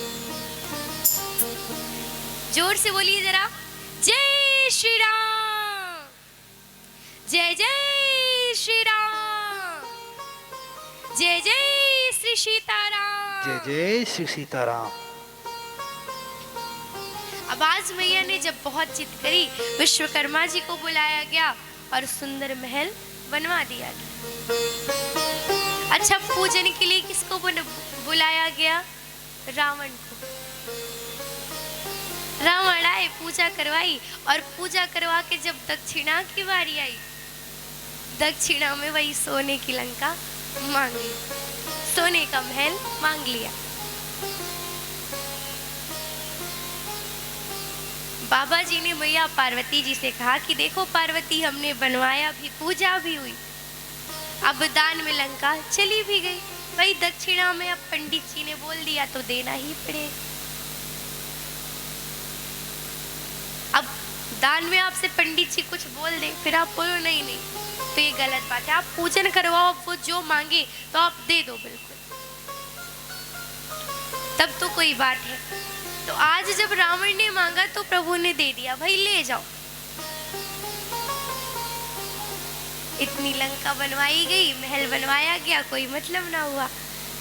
अब पार्वती मैया से बोले कि देखो गौरा, हमारे भाग्य में महल नहीं है, तो आकर के भी चला गया। अगर होता तो पहले से ही रहता, हम क्यों इस प्रकार कैलाश पर्वत पे रहते, महलों में रहते, घरों में रहते। गौरा मैया ने क्या किया, भाई मन में लालच आई कि हम भी महल में रहे, सोने के महल में रहे, लेकिन जब भाग्य में नहीं है तो लालच का भी क्या करना। कहते हैं कि जो चीज हमारे भाग्य में नहीं है, कितना भी प्रयास कर लो मिलेगी नहीं, और जो हमारे भाग्य में है तो वो कोई हमसे ले भी नहीं सकता। जो हमारे भाग्य में नहीं है वो हमसे कोई, जो हमारे भाग्य में नहीं वो हमको कोई दे नहीं सकता, और जो हमारे भाग्य में है वो हमसे कोई छीन नहीं सकता। जो लोग डरते हैं ना कि अरे ये करेंगे तो ऐसे ना हो जाए, वैसे ना हो जाए, अगर भाग्य में होगा तो वो घूम फिर के आ ही जाएगा, और नहीं है तो आप कितना भी प्रयास कर लो उस चीज के लिए, लेकिन फिर मिलेगा नहीं। जैसे हम लोग कई बार ऐसी कोई परिस्थिति आती है, बड़े परेशान हो जाएंगे, एकदम हार मान ली। अब अच्छा, भाग्य में होने का मतलब ये नहीं कि हम अपना परिश्रम करना बंद कर दें। कर्म प्रधान विश्व रचि राखा, इस संसार में कर्म प्रधान है, हमको कर्म करना पड़ेगा। फल फिर भगवान के ऊपर है कैसा फल दे रहे हैं, लेकिन हमको कर्म करना पड़ेगा, प्रयास करना पड़ेगा, और फिर भगवान फल देंगे। अगर अच्छा कर्म होगा तो अच्छा फल मिलेगा, क्योंकि जैसा कर्म करेंगे वैसा ही फल पाएंगे। अगर मान लीजिए खेत में हम गेहूं की खेती करें तो उसमें फिर चावल थोड़ी ना हो जाएगा, गेहूं ही होगा। अच्छा, कई लोग तो ऐसे थोड़ा सा कर्म करेंगे, कहेंगे अरे भगवान फल नहीं दे रहे हैं। तो ये बताइए, आप खेती करो, बीज डालो भैया उस पे, अब बीज डालोगे तो क्या दूसरे दिन फसल तैयार हो जाएगी? नहीं होगी, टाइम लगेगा, थोड़ा समय लगता है। पौधा निकलेगा, धीरे धीरे धीरे धीरे बड़ा होगा, फिर बीज आएंगे, फसल तैयार होगी, समय लगेगा। तो इसी प्रकार हम जो भक्ति करते हैं, जो कर्म करते हैं, उनका फल मिलेगा। लेकिन आप सोचो कि आज भक्ति करें तो आज के आज मिल जाए, तो ऐसा नहीं है। या मान लीजिए आज खराब है, आज हम भक्ति ही करना छोड़ दें, तो हो सकता है आज हमारा खराब है, लेकिन भक्ति के प्रभाव से कल हमारा अच्छा हो जाए। एक पुण्य के प्रताप से हजारों पाप कट जाते हैं। अगर हमने कोई पुण्य कर्म किया है तो वो न जाने कहां पे लग करके हमको प्राप्त होगा, फिर मिलेगा। अगर हमने कोई शुभ कर्म किया है, अच्छा काम किया है, तो वो कभी भी व्यर्थ नहीं होगा, सदैव उसका सुंदर फल मिलेगा। बस हाँ, हम कर्म करें, अच्छे कर्म करें, फल की चिंता न करें। जैसे अभी हम बोल रहे थे कि भाई कोई भी कर्म करो तो समय लगता है, तो मानस में एक सुंदर चौपाई लिखी गई है। तुलसी मेरे राम को रीझ भजो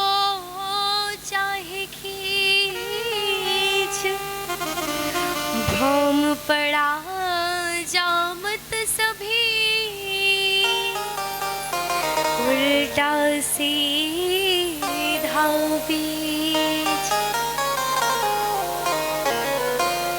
तुलसी मेरे राम को रीझ भजो चाहे खींच। बाबा जी ने बड़ा ही सुंदर शब्द लिखा है कि आप भगवान की भक्ति करो, चाहे भाव से करो, मन से करो या बिना मन के करो, उस भक्ति का फल मिलेगा। ठीक उसी प्रकार से जिस प्रकार से जब एक किसान खेती करता है, बीज डालता है, तो वो ये नहीं देखता कि कौन सा बीज सीधा पड़ा है, कौन सा बीज उल्टा पड़ा है। देखता है कोई किसान देखता है क्या? बताइए, नहीं देखता। बीज डाल देगा, पानी खेत में लगाया जाएगा, धीरे धीरे बीज अंकुरित होगा और फसल तैयार होगी। कोई नहीं देखता बीज सीधा पड़ा है कि उल्टा पड़ा है। तो इसी प्रकार जब समय आने पर वो उल्टे सीधे बीज की फसल तैयार हो सकती है, तो समय आने पर हमारी उल्टी सीधी की हुई भक्ति का फल भी तो मिलेगा हमें। भाई देखिए, आप कितना भी कर लो प्रभु के लिए, कभी भी आप उनके मन का नहीं कर सकते हो। मन का क्या, भगवान के लिए आप पुष्प चढ़ा दो वही बहुत है। भगवान को 56 भोग चढ़ा दो, कहो भगवान वो भी त्याग दे। जैसे दुर्योधन के घर के त्यागे थे, विदुर जी के घर में जाकर के साग रोटी को पाया, छिलकों को पाया। भगवान के लिए तो एक पुष्प ही काफी है। आप ज्यादा दूर मत जाओ, बस पुष्प दे दो, जल दे दो। जैसे हमारे भोलेनाथ जी हैं, एक लोटा जल सारी समस्या का हल। एक लोटा बस जल उन्हें चढ़ा दो, उनके लिए वही पर्याप्त है। भगवान के लिए आप सोचो ना, जैसे कोई व्यक्ति पूजा करता है, भक्ति करता है, तो उसके मन में कभी ना कभी ऐसा जाता है, अरे मैं तो बहुत भक्ति करता हूँ, मैं तो बहुत पूजा करता हूँ, मैं तो बहुत सेवा करता हूँ। ऐसा नहीं है। भगवान के करने को सच बात को बताई जाए तो कोई भी नहीं। कोई अगर उनके पास 24 घंटे बैठ के भी पूजा कर ले, तो वो भी हम कहेंगे कि उसने पूरी पूजा नहीं की। क्योंकि भगवान की सेवा अगर हमने मन से कर ली तो 2 मिनट में भी हो जाएगी, और मन से नहीं कि 24 घंटे बैठे रहे, कोई मतलब नहीं। तो जब भी भगवान की पूजा करिए, जितना भी समय हो करिए, और भगवान से कहिए कि देखिए भगवान ऐसा है, आपने जितना समय दिया हम पूजा कर रहे हैं, अब हम नहीं जानते कैसी कर रहे हैं, आप जानो, आप हमारी पूजा को स्वीकार। हमसे जैसे हो पा रहा है हम आपकी सेवा कर रहे हैं, आपकी पूजा कर रहे हैं, बस अब आपका काम है कि आप हमारी सेवा को स्वीकार कीजिए। क्योंकि उनकी पूजा आज तक किससे बनी है? मेरे भगवान तेरी पूजा हमसे न बनी है। कौन कर सकता है? लेकिन हाँ, जितना भी समय हो आप करिए, और ये मान लीजिए अगर उन 5 मिनट में 1 सेकंड भी आपका मन प्रभु में लग गया तो उसमें आपका कल्याण हो जाएगा। और आप 24 घंटे बैठे रहो, मन ना लगा तो फिर कोई मतलब नहीं। अच्छा, खासकर जैसे पूजा पाठ की बात की जाए, आप पूजा पाठ करने बैठो ना तो मन बड़ा भटकता है। खासकर पूजा के समय में जो बातें ना याद आनी होंगी वो पूजा के टाइम याद आएंगी। आप बैठो पूजा करने। अच्छा, कुछ लोगों की तो बड़ी अच्छी पूजा होती है, कहो पूजा पे बैठे हो और पूजा करते करते करते सासू मैया बहू से बोले, बहू अरे वो सीढ़ी आ रही, कहाँ हो तुम, क्या कर रही हो? इधर पूजा चलती जा रही है। अच्छा, कुछ लोग तो ऐसे करते, स्नान किया, स्नान करने के बाद कपड़े पहनते जा रहे हैं और तेल कंघा जो भी, ऐसा करते करते हनुमान चालीसा पढ़ी जा रही है। अरे हम कहते हैं भाई भोजन करने के लिए आपके पास समय है, घूमने के लिए समय, तो क्या पूजा के लिए थोड़ा कुछ समय नहीं निकाला जा सकता जो केवल हम भगवान को ही दे? उसमें ना फिर ये संसार हो, ना हमारा फोन हो, ना घर परिवार हो, केवल हम और भगवान हो। जैसे हम सारे कार्यों के लिए समय निकालते हैं, जैसे आप विचार करिए कि एक कितना भी व्यस्त मनुष्य हो तो वो सब काम करेगा और भोजन तो जरूर करेगा। कितना भी वो दिन में व्यस्त हो लेकिन भोजन करना भूल नहीं सकता। तो इसी प्रकार ऐसा एक नियम बनाइए कि जैसे भोजन के बिना शरीर नहीं चलेगा, उसी प्रकार भजन किए बिना भी शरीर नहीं चलेगा। जीवन में भजन करना भी बहुत आवश्यक है। भोजन के बिना जीवन अधूरा है तो भजन के बिना भी अधूरा है। अगर जैसे आपने भोजन का नियम बनाया है, उसी प्रकार आप अपने भजन का भी नियम बनाइए। नियम होना चाहिए, चाहे दिन में 10 मिनट आप कीर्तन करो, प्रभु को याद करो, लेकिन एक समय ऐसा हो कि आप और बस प्रभु और संसार नहीं फिर बीच में। क्योंकि जिसने हमें ये जीवन दिया, इतना सुंदर जीवन दिया, हम इतना कुछ देख रहे हैं संसार में, जिस कार्य के लिए उसने भेजा हम वो भी तो करें। यहाँ पर आकर के मोह माया में फंस करके हम इसी प्रकार जीवन गंवा देंगे तो फिर आप ये विचार करिए, जो पशु है वो भी तो अपना पेट भरते हैं, सोते हैं, यही कार्य करते हैं। अगर मनुष्य जीवन मिला है तो सोचिए कि कुछ करने के लिए मिला होगा। अगर यही उद्देश्य समझ लें कि ऑफिस गए, ऑफिस से आए, घर, भोजन, सोना, बस यही दिनचर्या,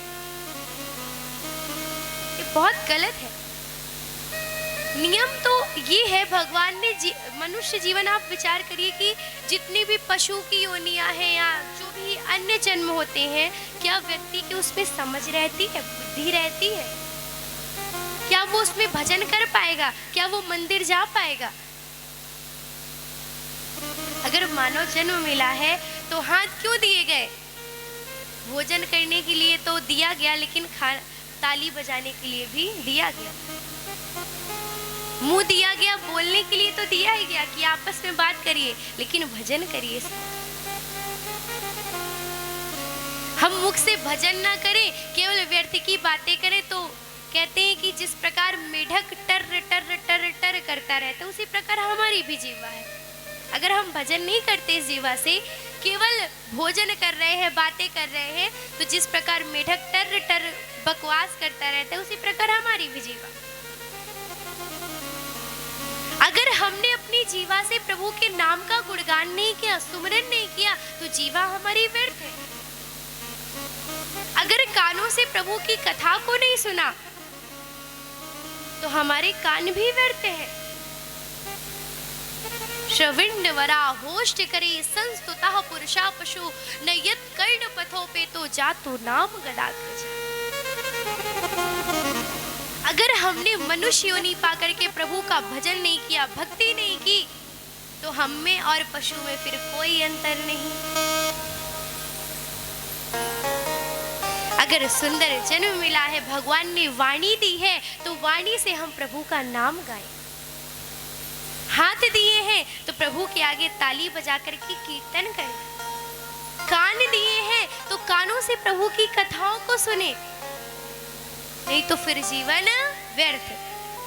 बड़ा ही प्यारा बाबा जी ने लिखा, क्या, जिन हरि कथा सुनी नहीं काना, हो श्रवण रंध यही भवन समाना।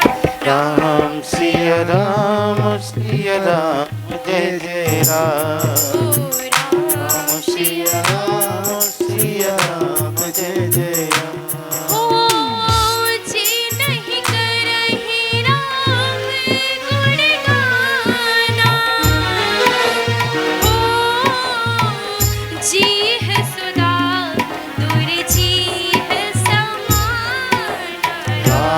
सिया राम जय जय राम। राम सिया राम जय जय राम। सिर कटी तुम्बरी तोला, जीना नमत हरि गुरु पद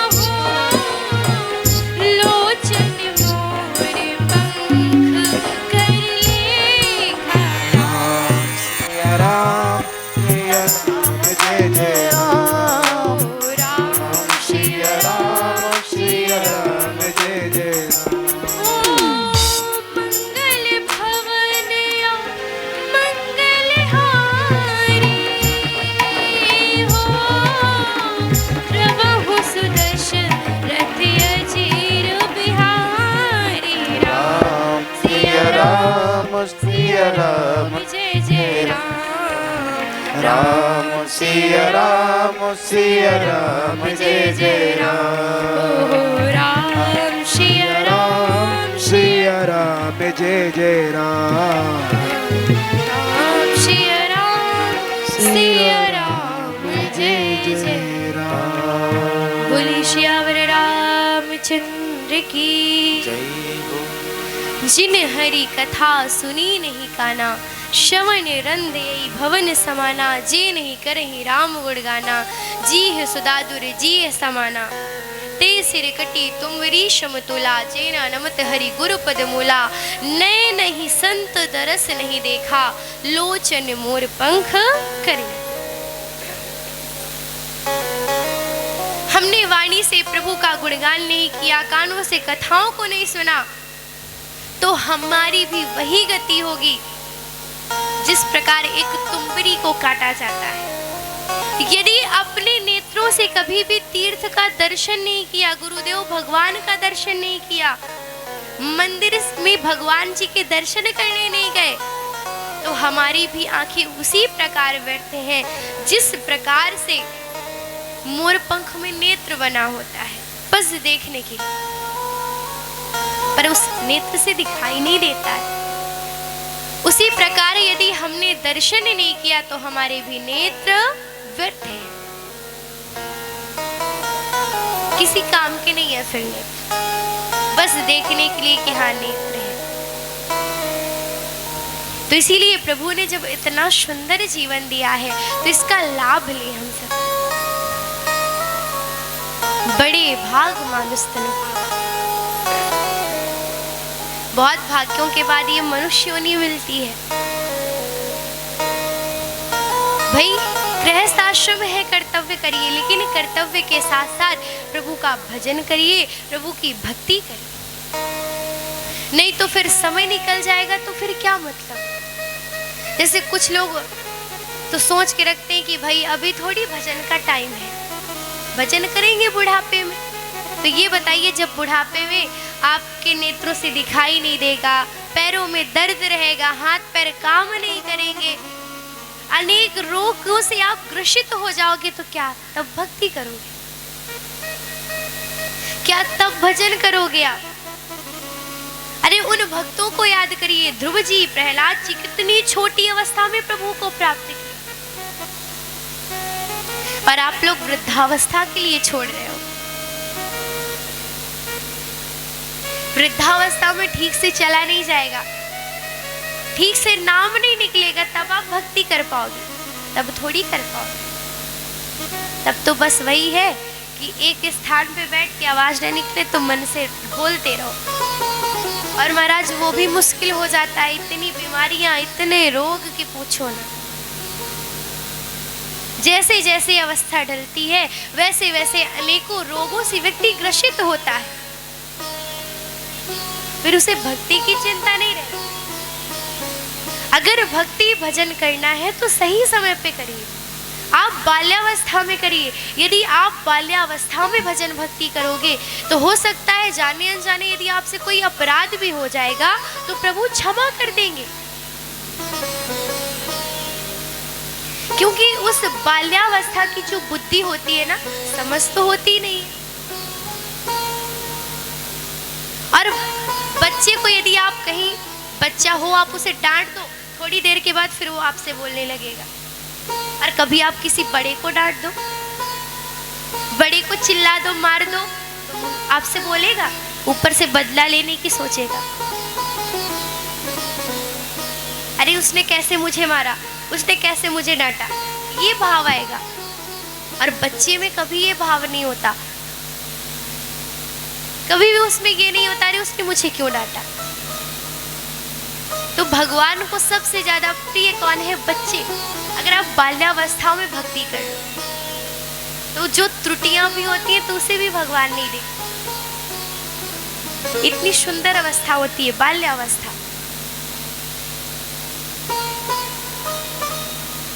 तो प्रभु ने इतना पावन मानव जीवन दिया है तो हम सभी व्यर्थ ना करें। तो आइए अब आज प्रभु श्री राम का जन्मोत्सव भी मनाना है, फिर समय भी हो जाएगा तो बढ़ते हैं धीरे धीरे। सुंदर कैलाश पर्वत है, परम रम्य गिरिवर कैलासु, सदा जहां शिव उमा निवासु। सुंदर कैलाश पर्वत पर भगवान शिव और मैया पार्वती निवास करते हैं। तो एक दिन मैया पार्वती जी ने विचार किया कि मैंने अब तक जो गलती करी है, पूर्व जन्म में जो गलती करी है, इस बार नहीं करूंगी। क्या गलती करी थी? पूर्व जन्म में प्रभु की बात नहीं मानी, ऊपर से अगस्त ऋषि के यहाँ गई तो बड़ी बन गई, कथा को नहीं सुना मन से, और कथा को नहीं सुना तो परिणाम क्या हुआ? कुंड में कूद करके प्राणों का त्याग करना पड़ा। प्रभु ने, शिव जी ने उनका त्याग कर दिया। शिव संकल्प कीन बन माही, जातन भेंट सती बनाई। तो माँ ने विचार किया कि अब इस जन्म में मैं ऐसी कोई त्रुटि नहीं करूंगी कि जिसके करने से कि मेरा जीवन इस बार भी व्यर्थ हो जाए। तो बड़ा सुंदर समय था, तो माँ ने विचार किया क्यों ना आज हम प्रभु से कथा सुन लेते हैं, राम कथा। भोलेनाथ जी सुंदर आसन पर विराजमान है। तभी वहां पर माता जाती है और जाकर के भोलेनाथ से कहने लगती है। क्या कहा? कथा जो सकल लोक हितकारी, कथा जो सकल लोक हितकारी, कथा जो सकल लोक हितकारी, कथा जो सकल लोक हितकारी। सोई पूछन चाह सैल कुमारी, सोई पूछने कहा सैल कुमारी, सोई पूछन चाह सैल कुमारी, सोई पूछने कहा सैल कुमारी। विश्वनाथ मम नाथ पुरारी, विश्वनाथ मम नाथ पुरारी, विश्वनाथ मम नाथ पुरारी, विश्वनाथ मम नाथ पुरारी। त्रिभुवन महिमा विदित तुम्हारी, त्रिभुवन महिमा विदित तुम्हारी, त्रिभुवन महिमा विदित तुम्हारी, त्रिभुवन महिमा विदित तुम्हारी। प्रभु समर्थ सर्वज्ञ शिव, सकल कला गुण धाम, योग ज्ञान वैराग्य निधि, प्रणत कल्प तरुणा। श्री राम जय राम, जय जय राम, श्री राम जय राम, जय जय राम। ओ श्री राम जय राम, जय जय राम, श्री राम जय राम, जय जय राम। श्री राम जय राम, जय जय राम। श्री राम जय राम, जय राम। श्री राम जय राम, जय जय राम, श्री राम जय राम, जय जय राम। श्री राम जय राम, जय जय राम।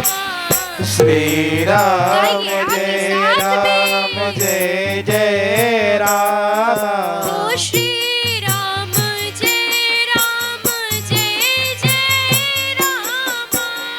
श्री राम जय राम जय जय राम। श्री राम जय राम जय जय जय जय राम। श्री राम जय राम जय जय राम। श्री राम जय राम जय जय राम। श्री राम जय राम जय जय राम। श्री राम जय राम जय जय राम। श्री राम जय राम जय जय राम। श्री राम जय राम जय जय राम। बोलिए श्यावर रामचंद्र की जय हो, बोलिए हनुमान जी महाराज की जय हो। जय जय श्री राम। बोलिए भूत भावन भोलेनाथ की जय हो। जय श्री राम। जय जय श्री राम। जय जय श्री सीताराम। जय जय श्री सीताराम। तो आज जब माँ ने सुंदर समय को देखा, भोलेनाथ जी के पास पहुंची। भोलेनाथ जी, हे स्वामी, मैं आपसे कुछ पूछना चाहती हूँ। आप इस पूरे संसार का कल्याण करने वाले हैं, विश्वनाथ, पूरे संसार के स्वामी हैं आप, पूरे संसार के नाथ हैं, सब जानने वाले हैं। हे दीनानाथ, आज मैं आपसे प्रार्थना करती हूँ, आप मुझ पर कृपा करके, दया करके मुझे प्रभु की कथा को सुनाइए, प्रभु श्री राम की कथा को सुनाइए।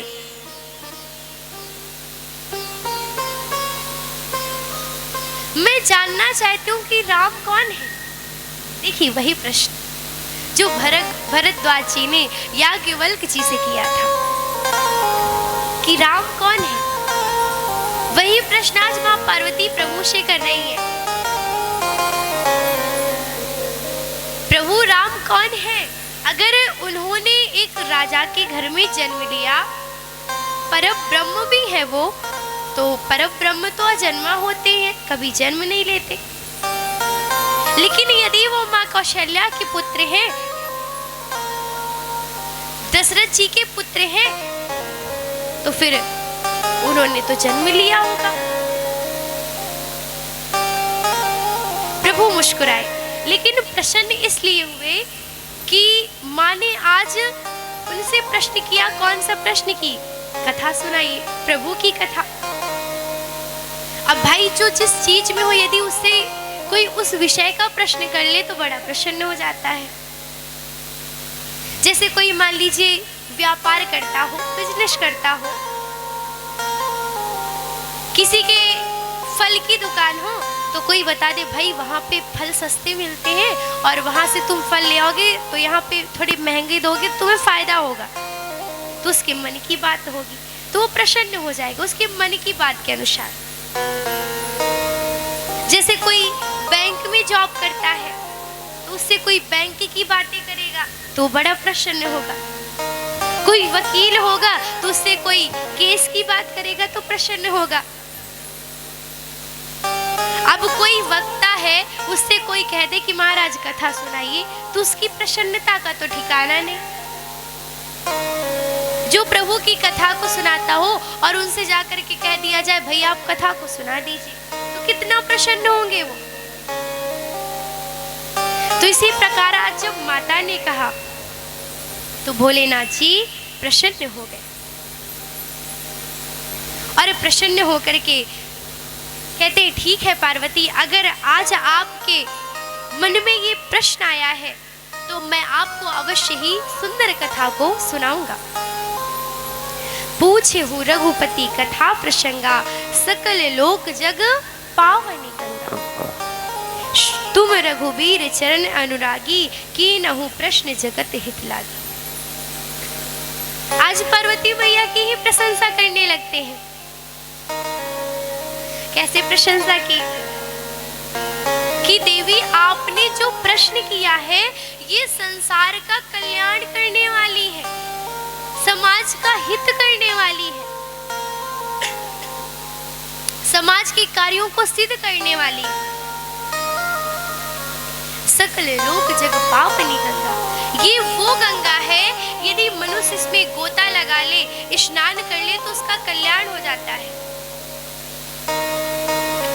और अवश्य ही आज तुमने ये प्रश्न किया है तो तुम्हारा कल्याण अवश्य होगा, तुम्हारा कल्याण सुनिश्चित है, तभी आज तुमने ये सुंदर प्रश्न किया है। बड़े प्रसन्न हुए, परंतु भोलेनाथ जी ने कहा कि कथा में प्रवेश करने से पूर्व प्रभु को प्रणाम करना अति आवश्यक है। जैसे हम लोग कथा सुनने से पूर्व में भजन करते हैं, कीर्तन करते हैं, क्योंकि हमारा मन शुद्ध हो जाए।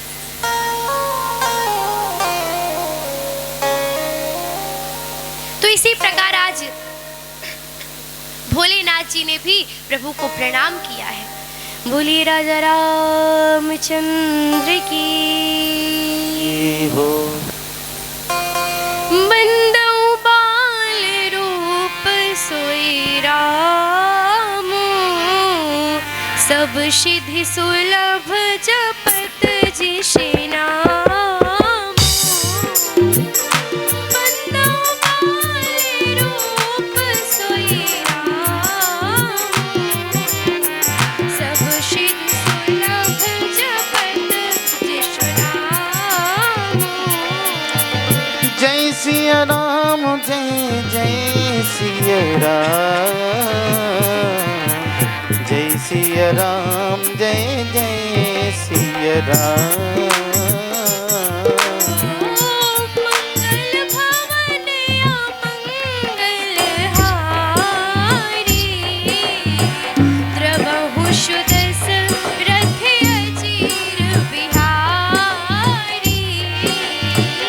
मंगल भवन, मंगल भवन अमंगल हारी, द्रवहु सुदशरथ अजर बिहारी, द्रवहु सुदशरथ अजर बिहारी।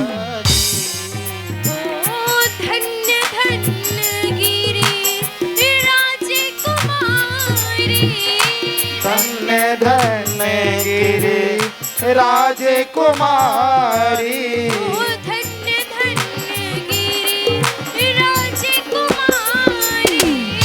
धन्य धन्य गिरि राजकुमारी।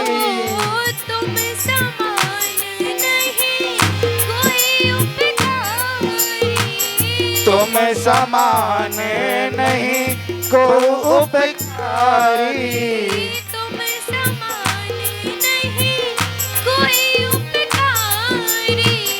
तुम समान नहीं कोई उपकारी।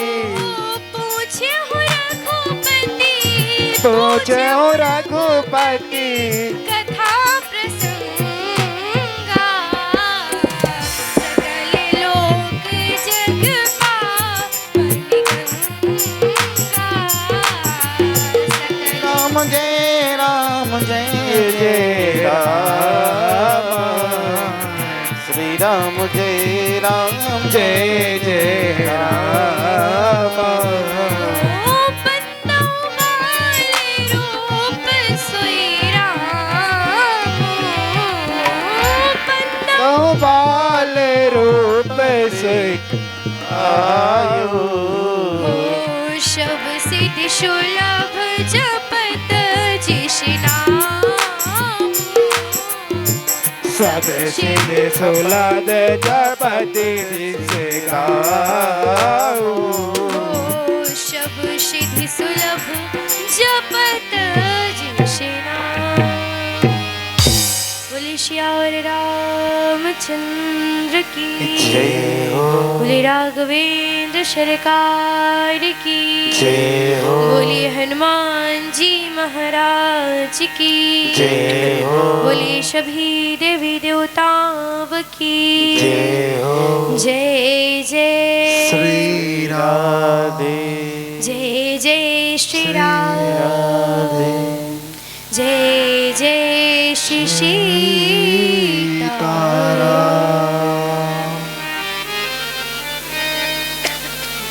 भगवान भोलेनाथ जी ने प्रभु के बाल रूप की वंदना की। प्रभु का जो बाल रूप का स्वरूप है वो इस पूरे संसार का कल्याण करने वाला है। बंदो बाल रूप श्रीराम, सुंदर स्वरूप बाल्यावस्था का प्रभु ने प्रणाम किया है और माँ को कहा है कि हे देवी, अब मैं शुरुआत से आपको कथा सुनाऊंगा कि किस हेतु प्रभु ने जन्म लिया, क्या कारण था, और जन्म लेने के बाद